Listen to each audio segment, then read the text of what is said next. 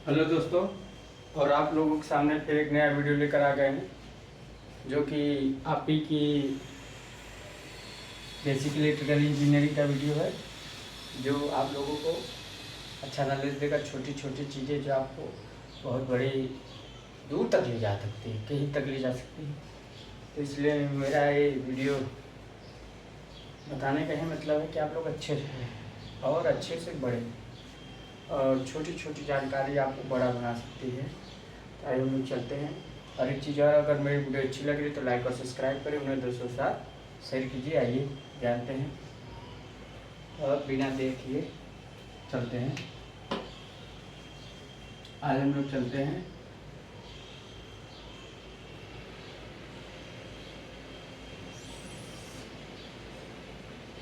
Series circuit, या ऐसे करिए series equivalent circuit, violent circuit. Series equivalent circuit की बात करें, सीरीज इक्विवेलेंट सर्किट या सीरीज सर्किट पर ही हम लिखते हैं। तो जो कनेक्शन है सीरीज रजिस्टर, इंडक्टर, पैरेलल तारों का कॉम्बिनेशन से देते हैं। मान लीजिए हमने रेजिस्टेंस को सीरीज में कर दिया, करते हैं ना, ये सारे रजिस्टर सीरीज में रहेंगे।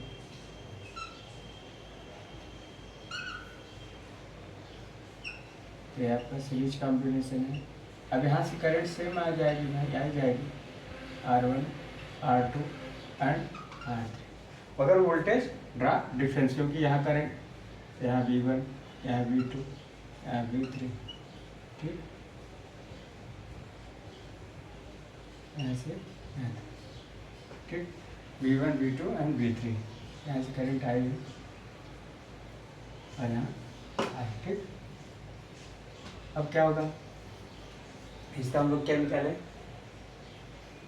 तो इसमें अगर हम वोल्टेज डिफरेंस है तो V equal to V1 plus V2 plus equivalent voltage क्या होगा, V3 इतना होगा। तो V बराबर क्या होगा, IR होता है। अब V1 अपन क्या होता है, I तो कांस्टेंट है R1, I upon R2 plus I upon R3, कुछ सेम कुछ नहीं सेम। चलो, तो क्या होगा, ओ आई अपन आर जाएगा, यहाँ 1/R क्या हो गया, 1/R1 plus 1/R2 plus 1/R3। ऐसे न्यूमेरिकल आएंगे छोटे छोटे, सीरीज में रहेंगे, बस उसको यही फार्मूला लगा। तो आर इक्विवेलेंट क्या हुआ, आर इक्विवेलेंट क्या हुआ, R1 R2 एंड R3 का मल्टीप्लिकेशन हो जाएगा, नीचे क्या R1 R2 R3 और प्लस R3 R, ठीक। ये आपके लिए फार्मूला बन गया है। आप इस लोगों को फार्मूला करके नोट डाउन कर लीजिए छोटा सा। अब हम लोग इंडक्टेंस का करते हैं। इंडक्टेंस में भी सेम वही केस लगेगा।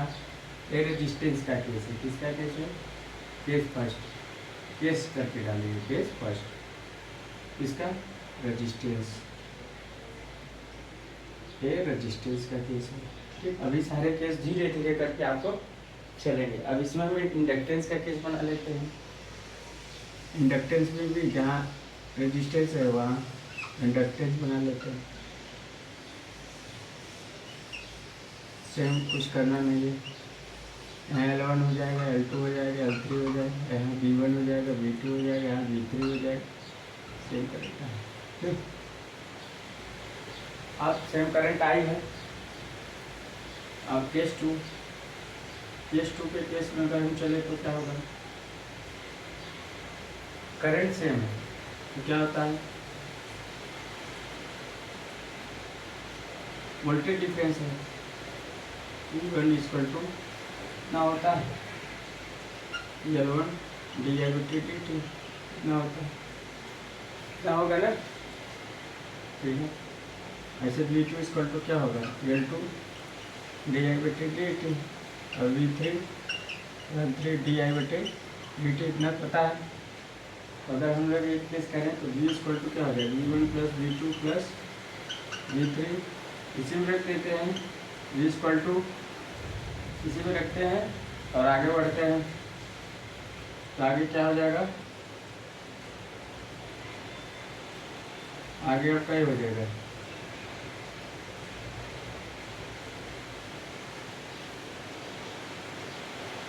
आगे आपका अगर हम ऐसा रखेंगे लोग डी सब कॉमन हो जाएगा, पता है, पता तो हो जाएगा, L2 D plus L3 D T.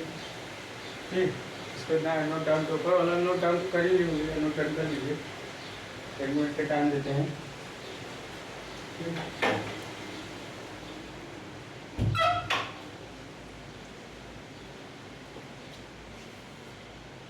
एक मिनट के लिए हम टाइम दे दिया, हम नोट डाउन कर लीजिए, ऊपर वाला नोट डाउन कर लीजिए। जैसे कि आगे लिख देते हैं, चलो यहीं आगे तो आपका यहीं आगे लिख देते हैं। ये क्या हो जाएगा, L डी टी और डी कॉमन ले लेते हैं, तो क्या क्वेश्चन है, L1 plus L2 plus L3, L equal to L1 plus L3। ठीक, ये आपका L1 plus L2 plus L3। ठीक, ये आपका L इक्विवेलेंट हो गया। ऐसे आपका इंडक्टेंस हो भी हो गया, ये इंडक्टेंस का केस था, केस 2 हो गया इंडक्टेंस केस। ठीक, रेजिस्टेंस है, इंडक्टेंस केस है। अगला चलते हैं, पुट अप नोट डाउन कर लीजिए, तो गलत कर लेंगे। अब इसी में हम लोग कैपेसिटेंस लगा देते हैं, कैपेसिटेंस लगा देते हैं, नीचे वाला बता लिया। तो कैपेसिटेंस लगा तो उसमें क्या है, C1 C2 C3। ठीक, V1 V2 V3 current same है। देखो ऐसा कोई नहीं है कि इसमें हमने कोई जादू किया है, ऐसा कुछ नहीं, सब अपने से हो रहा है। तो अगर हम केस 3 करें, केस थर्ड क्या कर रहा है, देखो हम कैसे करते हैं, Q अपान सी भी होता है, C equal to Q upon V हो गया। तो हमें V के केस में लाना है ना, तो V को इधर ले जाना है, यहाँ V अपान 1 अपान C अपान ना कर सकते हैं, dQ अपान dt ना कर सकते हैं, Q अपान dt कर सकते हैं, Q अपान dt ना कर सकते हैं। अब इसी को हम कर सकते हैं, ये तो देखो हम कैसे चल, V1 अपान C1 और क्या होगा, Q अपान dt, Q कॉमन रहेगा, चार्ज का हम का स्टेट रहेगा, ऐसे हो जाएगा V2, यहाँ रखो V2 1 अपान C2 Q अपान dt, ऐसे V3 C3 Q अपान dt हो गया।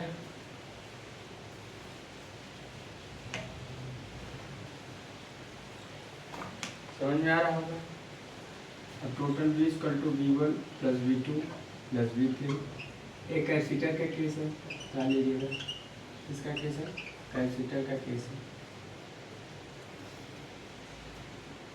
तो V इक्वल टू क्या हो गया, इसमें V1 V2 का Q अपान C1 Q अपान dt अपान C2 Q अपान dt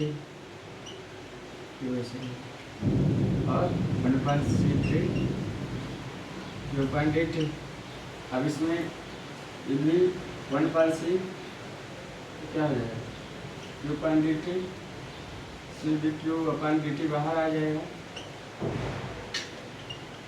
और कोष्टक में क्या हुआ, 1 अपान C1 1 अपान C2 C3, पता हो गया, कैंसिल हो जाएगा, C 1 अपान C1 प्लस 1 अपान C2 प्लस 1 अपान C3, ये भी फार्मूला हो गया, इसको हम ऐसे लिख सकते हैं C equivalent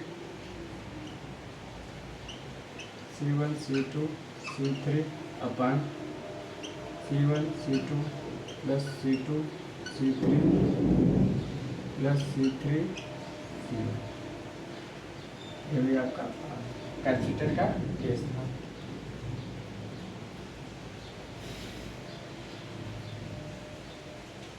inductance capacitance series parallel case में क्या फार्मूला बनेगा, उन सारा फार्मूला अभी नोट डाउन करें।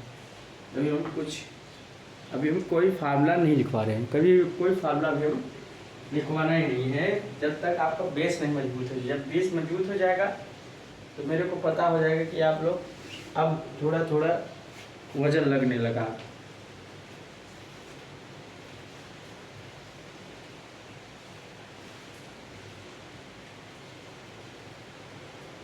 नोट डाउन कर लीजिए।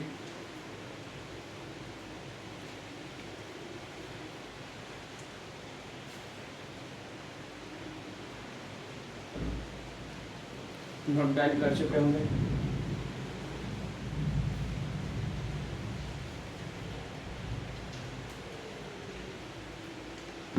आगे चलते हैं।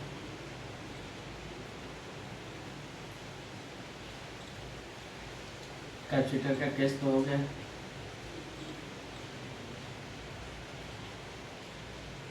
पुश करके नोट डाउन कर लीजिए।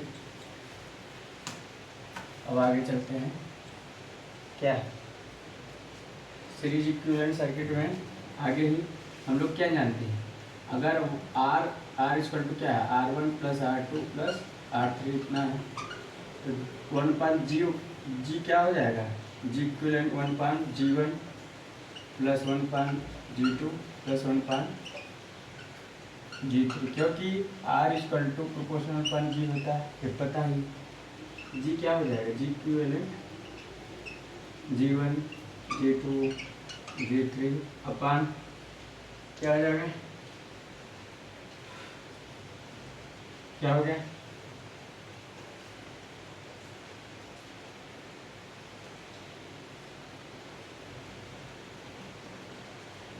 G1 G2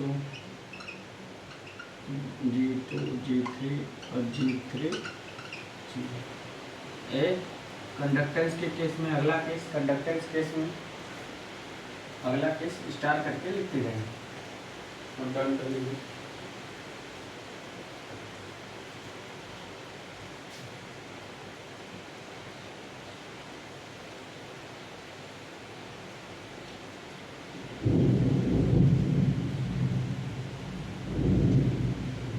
तो अगला केस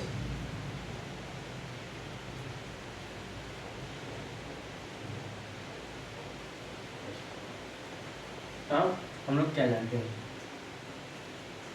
अगर हम V1 इक्वल टू अगला केस लेते हैं, V1 equal to I into R1, V1 equal to resistance के केस में लिखते हैं, स्टार करके अगला लिखते जाओ, रेजिस्टेंस केस में लिखते हैं I।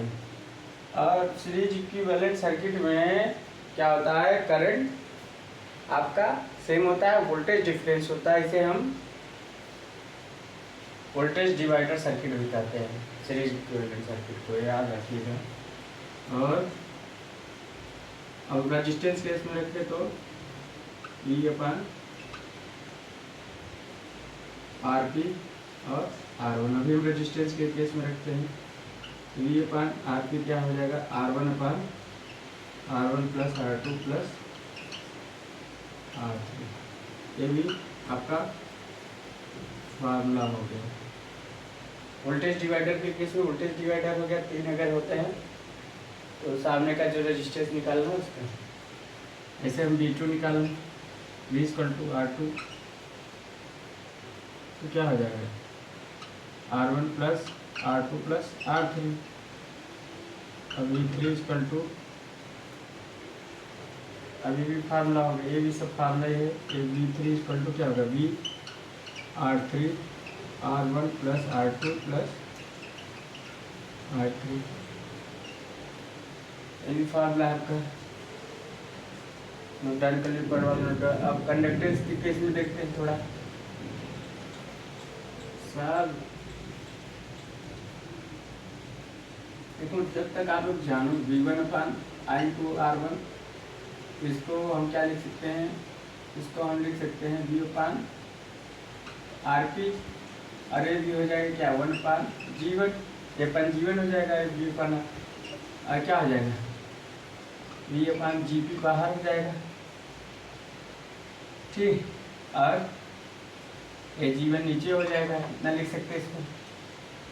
अगर इतना लिख सकते हैं तो ये तो G1 है, ये क्या होगा G1 G2 and G3/G1 G2 G2 G3/G3 G1 से G1 कट गया है, V1 = V G2 G3 G1 G2 G2 G3 plus G3 G1। ये आपको फार्मूला बन गया, नीचे वाला पुट डाउन कर लिए होगे। सारे केस चल रहे हैं। अब अगला कंडक्टेंस के केस चल रहा है। V1 = V V2 करो, अब V1 निकाले। देखो V1 था तो G2 G3 है, मतलब G1 नहीं है। अब यहाँ V2 है तो G2 नहीं रहेगा, G3 G1 रहेगा। G1 G2 G2 G3 G3 G1, ये भी फार्मूला। अब G3 है तो G3 नहीं रहेगा, G2 G1 G1 G2 G2 G3 G3 G, ये फार्मूला नोट डाउन कर लीजिए।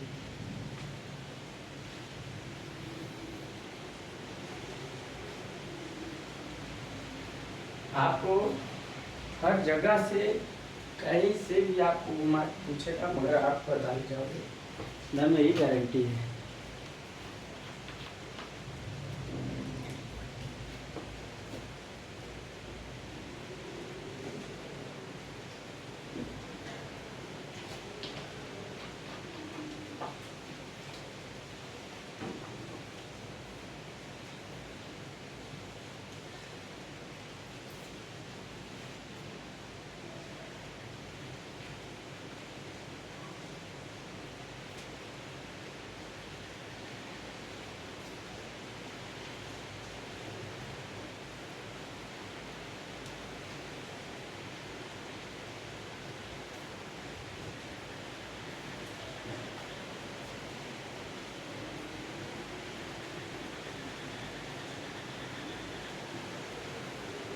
नोट डाउन कर लियो, समझ गए आप ऐसे रहा है। तो दोस्तों, अगर हम लोग पावर में कैलकुलेशन करें, स्टार्ट करके आगे करके सीरीज इक्विवेलेंट सर्किट में, तो RT बराबर क्या होता है R1 + R2 + R2 क्या होता है। RT बराबर हम क्या लिख सकते हैं, अगर हम V² लिखते हैं, दोनों तरफ V² से भाग देते हैं, + R2/V² + R3/V²। तो क्या है, 1/PT 1/P1 1/P2 1/P3 हो जाएगा। समझ, PT = क्या हो जाएगा P1 P2 P3/P1 P2 P2 P3 P3 P1, ठीक, समझ गए होंगे। नोट डाउन कर लीजिए। अब हम पैरेलल सर्किट पे चलते हैं। पैरेलल सर्किट क्या है, नोट डाउन कर लीजिए, नोट डाउन कर लीजिए। पैरेलल सर्किट क्या है, थोड़ा सा हम लोग देखते हैं और नोट डाउन करते हैं। पैरेलल सर्किट की हम लोग बात करते हैं, ठीक। तो रेजिस्टेंस पैरेलल में है, रेजिस्टेंस का भी देख लेते हैं, इंडक्टेंस का भी देख लेते हैं। इस बार साथ साथ देखते हैं।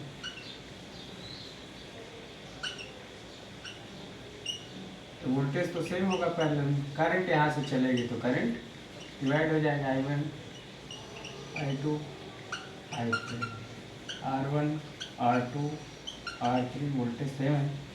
ठीक, फर्स्ट यूनिट के। अब क्या है कि इसको हम लोग करंट डिवाइडर सर्किट करते हैं। करंट डिवाइड करता है इसलिए करंट डिवाइडर सर्किट बोलते हैं। करंट डिवाइडर सर्किट स्टार करके हम लोग क्या लिख सकते हैं, I = I1 + I2 + I3 क्या लिख सकते हैं, V/R1 + V/R2 + V/R3 1/RT लिख दो। R1 R2 R3 बी से भी कैंसिल हो जाएगा, तो RT बराबर हम क्या लिख सकते हैं, R1 R2 R3 अपान R1 R2 R2 R3 R3 R1। तो ये आपका फार्मूला नोट हो गया। ठीक, अब अगर हम इंडक्टेंस केस में जाएंगे, इंडक्टेंस केस में दिखाते हैं आप लोगों को। तो यहाँ क्या करेंगे, इसको नोट डाउन कर लीजिए आप लोग। इसे करंट डिवाइडर सर्किट बोलते हैं।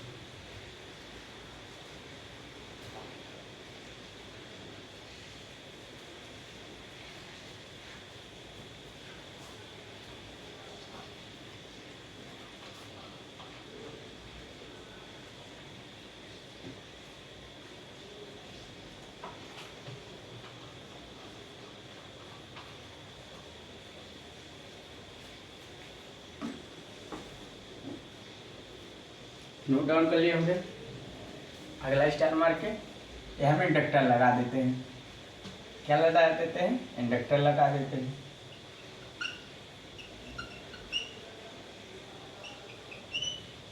ठीक, अब क्या आ जाएगा, L1 L2 L3। ठीक, अब L1 L2 L3 पैरेलल में है। अब यहाँ हम लोग फार्मूला कौन सा लगाएंगे, थोड़ा सोचते हैं। आई है तो हम लोग क्या जानते हैं, =L/di/dt। इतना तो हम जानते हैं। देखो आया कैसे वो मैं आपको दिखा रहा हूँ, नहीं तो मैं लिख सकता हूँ। I = क्या हो जाएगा, 1/L, चाहे V मानी चाहे V मानी, E हो गया, या 1/L तो क्या हो गया, E/dt। इतना लिख सकते हो, E को भी मान लीजिए। तब इसको हम हमारे बराबर क्या होता है, अब ये क्या हो गया, I1 हो गया तो L1 हो जाएगा। इसे I2 = क्या हो जाएगा, 1/L2 × dt। ठीक, I3 1/L3 क्या है, V × dt। इतना। तो दोस्तों बात करें, अभी हम लोग इसी पर चल रहे हैं कि हमारे देखो इतना आता है। ठीक, हमने कैसे किया वो आपको बताया। उसके बाद I = I1 रख दिए। उसके बाद क्या किए, ये अपना L रख दिए, यहाँ L1 L2 ये सब I1 I2 को मान रख दिए। ठीक, उसके बाद हमने सीधा L1 L2 एंड L3 का फार्मूला नोट डाउन कर लिया। इसको आप लोग नोट डाउन कर लीजिए, हमने रख दिया है। तो देखिए ये उसके बाद भी dt कर दिया तो फार्मूला। तो इंडक्टेंस पैरेलल सर्किट में क्या हो जाता है, हाफ हो जाता है, आधा हो जाता है। तो दैट सीरीज का अपोजिट होता है। सीरीज में अगर इंडक्टेंस क्या है, 4 गुना है, 4 टाइम्स है। पैरेलल में क्या होगा, 2 टाइम्स हो जाएगा, तो आधा हो जाता है पैरेलल में। सीरीज में इंडक्टेंस 4 गुना और पैरेलल में आधा गुना।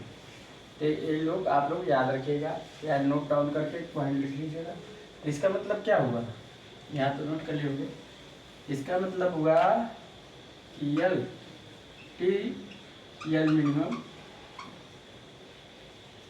इस कंडीशन में क्या था।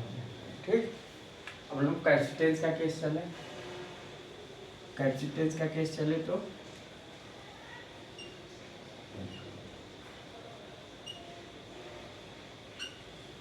C1 C2 एंड C3 भी कॉमन है। नोट डाउन कर लेंगे।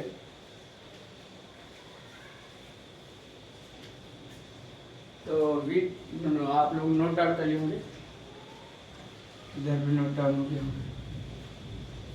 अब हम सी चलते हैं।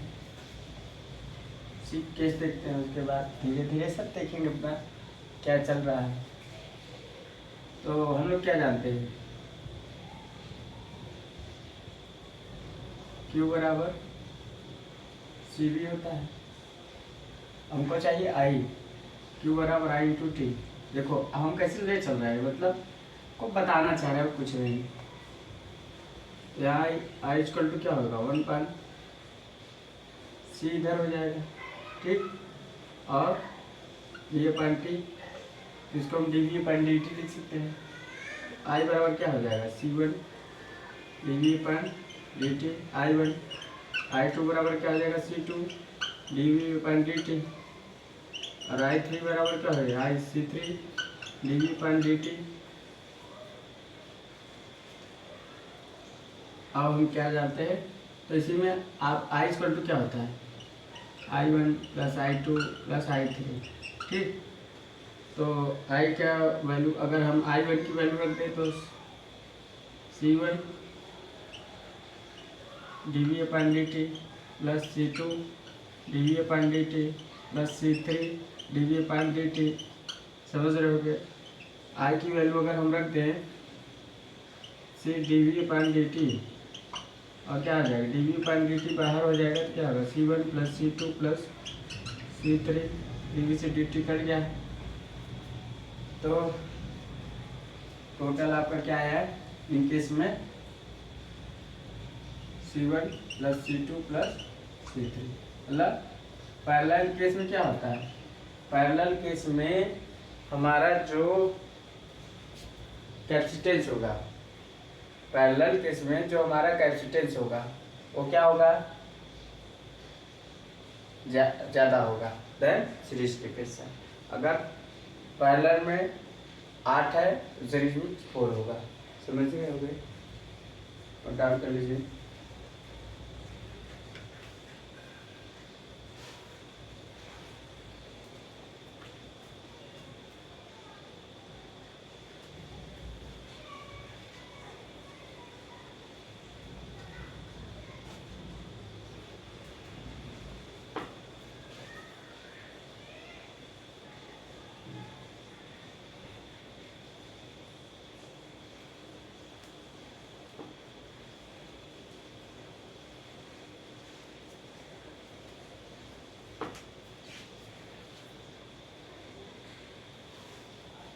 तो आप लोग नोट डाउन कर लीजिए, parallel equivalent circuit note down कर लिए होंगे। हम लोग चलते हैं किस पर, कैपेसिटेंस हो गया। अब आगे चलते हैं, कैपेसिटेंस हो गया। तो अब हम लोग क्या जानते हैं, I इक्वल टू V पान R1 होता है। I1 भी कांस्टेंट रहेगा। क्या अभी हम लोग किसके चलते, R के केस में चलते हैं, I इक्वल टू RT और क्या है R1, ठीक। I इक्वल टू पैरेलल में क्या है R1, RT का वैल्यू रख तो R1 R2 and R3 upon R1 R2 R2 R3 और R3 R1। R1 से R1 कैंसिल हो गया तो क्या हो गया, R2 R3 R2, ठीक। तो I1, उसके बाद क्या होगा, हम लोग चलते हैं किस पर,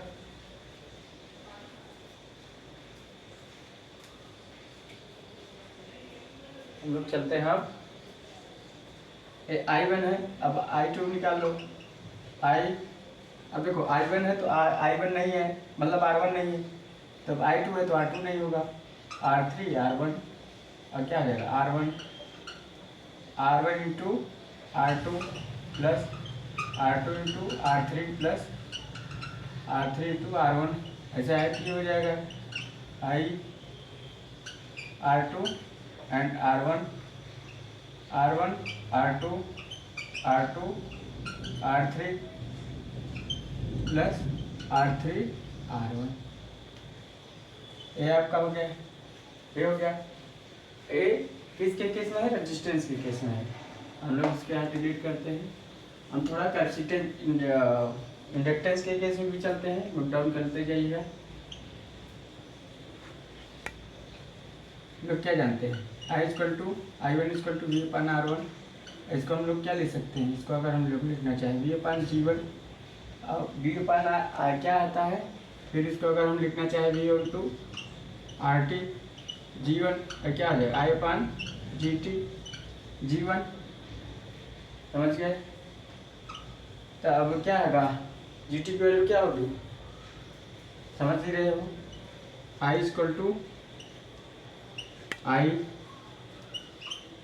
अब क्या होगा G1 अपान G1 plus G2 plus G3।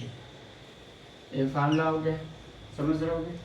सारे फार्मूले हो रहे हैं, सब फार्मूले चल रहे हैं, नोट डाउन आप कर लियोगे।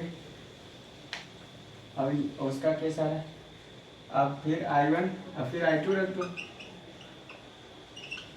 G2 मतलब इंडक्टेंस ऐसा दिमाग से रखिए कि पैरेलल सीरीज सर्किट में अपोजिट था वोल्टेज, मगर करंट का इंडक्टेंस से सेम रिलेशन है। I2 है तो G2 है, G1 G2 plus G3 I3 I G3 G1 G2 plus G3, समझ रहे होंगे, कोई दिक्कत नहीं। I2 आ गया, अब हम पावर का कैलकुलेशन कर लेते हैं। इंडक्टेंस हो गया, पावर का कैलकुलेशन थोड़ा सा करते हैं। 1/RT 1/R1 1/R2 1/R3 square से भाग दे देते हैं, RT स्क्वायर से हम लोग भाग दे देते हैं,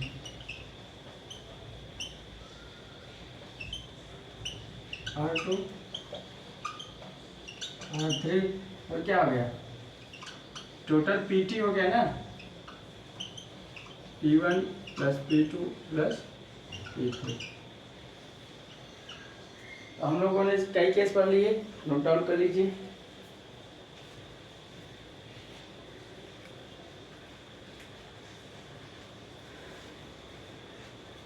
समझ रहे हो कि क्या चल रहा है, मतलब क्या जहन में चल रहा है, कैसे क्या करना है।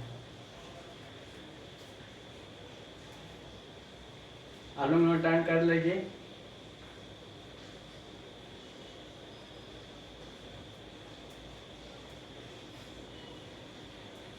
इधर वाला तो आप लोग नोट डाउन कर ही चुके होंगे। अब मास of electron and mass of proton, तो इलेक्ट्रॉन का द्रव्यमान कितना होता है, ठीक, इधर नोट डाउन कर लीजिए।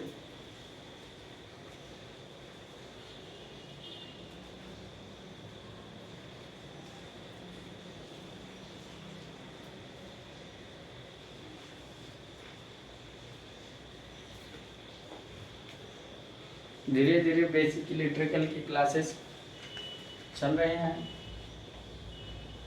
शुरू होंगी और ख़त्म भी होंगी, और धीरे धीरे आपके लिए चलती जाएंगी, नोट डाउन कर लेंगे। अब आगे चलते हैं, मतलब इसका अपोजिट होता है, समझ जाइए। कभी आपको मतलब भूलने की नहीं, भी उसका टेक्निक पकड़िए बस। अब हम लोग चलते हैं क्या, मास ऑफ इलेक्ट्रॉन, इलेक्ट्रॉन का द्रव्यमान करता है, कभी कभी आ जाता है छोटे छोटे एग्जामों में, तो आप लोग 9.11 10 पावर माइनस 31 kg इलेक्ट्रॉन का द्रव्यमान है। मास of proton 1.67 into 10 power minus 27 kg। और मास of electron, mass of proton, mass of proton किसके बराबर होता है, मास ऑफ न्यूट्रॉन के, मास ऑफ न्यूट्रॉन के बराबर होता है। अब अगर मास of proton, mass of electron mass of electron की बात करें 1/1840वां भाग होता है मास ऑफ प्रोटॉन का। ये शायद आया हुआ है, आ सकता है। ये चीज आप लोग नोट डाउन करते जाइएगा। चार्ज ऑफ इलेक्ट्रॉन, एक इलेक्ट्रॉन है, इलेक्ट्रॉन पर चार्ज कितना होता है? इलेक्ट्रॉन पर चार्ज कितना होता है? -1.60। कितना बता लीजिए तो बताता है आपको, बता लीजिए। अब 1 एम्पियर में कितने इशू होते हैं? 3 गुते 10 घाते 9 इशू होते हैं। एक ईएमयू में 3 गुते 10 घाते 10 इशू होते हैं। ये चीज याद रखिएगा। ईएमयू क्या है? Electromagnetic of current, electromagnetic unit of current. EMU है इलेक्ट्रोस्टैटिक यूनिट ऑफ करंट। ना नोट डाउन कर लीजिए।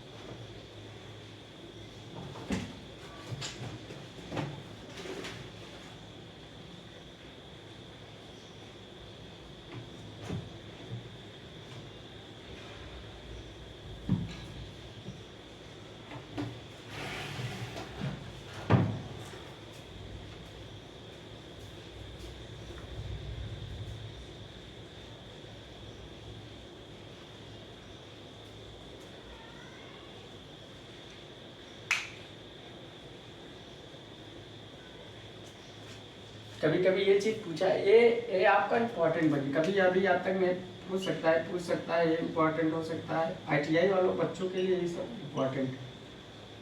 कभी कभी डिप्लोमा में भी पूछ लेता है, बीटेक उटेक तो पूछ सकता है। पूछना तो छोटी छोटी आप लोग सोचते भूल जाते हैं।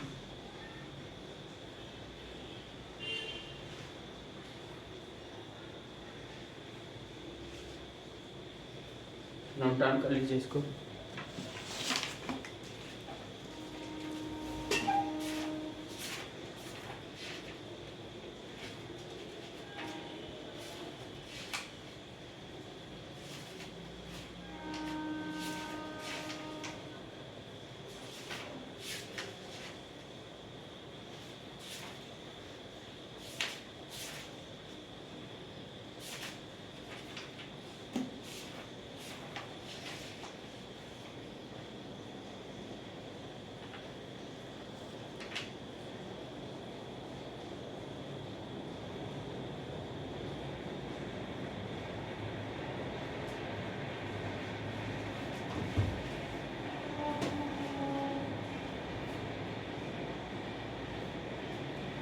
तो एक इलेक्ट्रॉन पर आवेश कितना होता है और प्रोटॉन पर कितना आवेश होता है? चार्ज ऑफ इलेक्ट्रॉन कितना होता है? माइनस करके होता है 1.602 × 10⁻⁻19 कूलाम। कितना होता है? कूलाम। और चार्ज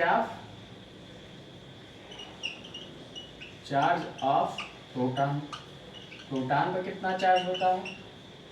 तो बस पॉजिटिव रख दो, 602 × 10⁻19 कूलाम, 19 कूलाम। ठीक, तो समझ रहे हो मेरा लिखाने का उद्देश्य क्या हो? क्योंकि मास ऑफ न्यूट्रॉन। ठीक, मेरा लिखाने का उद्देश्य क्यों है सब? क्योंकि क्वेश्चन में आज तक छोटी बातें लोग बड़ी बातें बन जाती, कभी कभी लोग ये भूल जाते हैं, भूलना नहीं है। कभी कभी ये लोग भूल जाते हैं जो mass of proton mass of neutron के बराबर है। और ये चीज़ mass of electron mass of proton का 1840वां भाग होता है। ये चीज़ याद रखना है और अच्छे से पढ़ना है और मन लगा पढ़िए और ध्यान देते जाइए। So thanks.